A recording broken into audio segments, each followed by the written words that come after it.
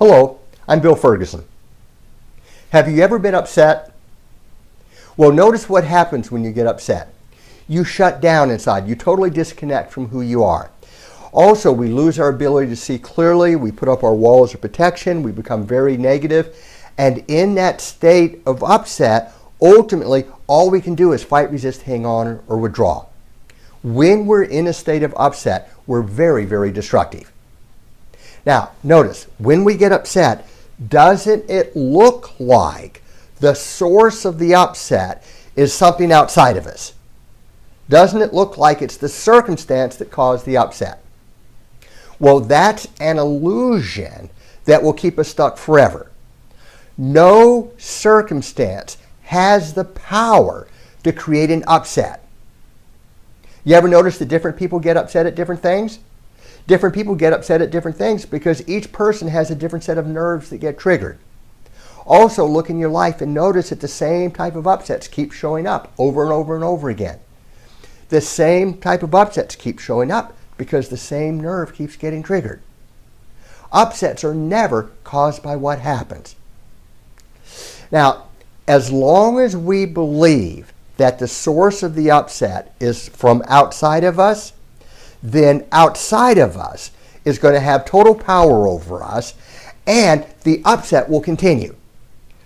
But if you discover that the source of an upset is never outside of you, that gives you power over your upsets, and that's a huge thing.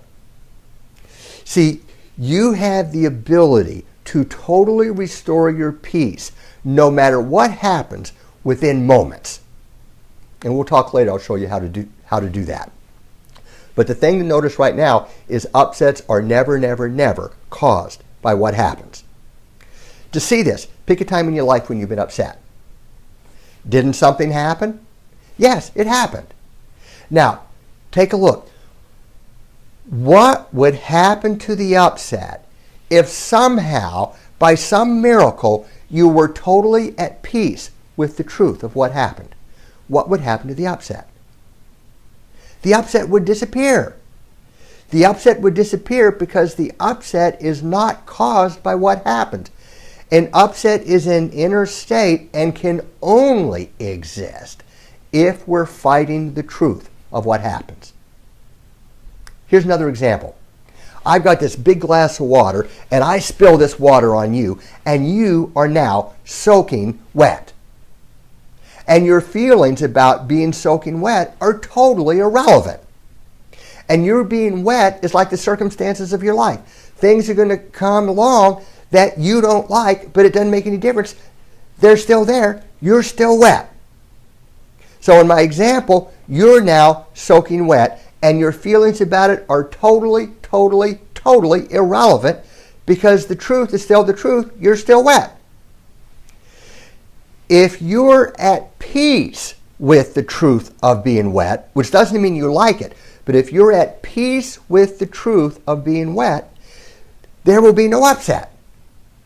But if you're fighting the truth of being wet, you'll be upset. And the more you fight the truth of being wet, the more upset you're going to be. But whether you have peace or you have upset will have absolutely nothing to do with being wet. Whether you have peace or you have upset depends solely with are you at peace with the truth or are you fighting the truth. And it's the same thing with life. What so is always, always, always what so. When you can be at peace with the truth, automatically the focus is on what do you need to do. Solutions, opportunity, and possibility show up. But when you fight the truth, you create a state of fear, upset, and tunnel vision. You magnify the problem, you lose your power, you make everything worse. So one of the keys in life is to be able to flow with life. Because when you can flow with life, you can create an incredible life. You can chart your course.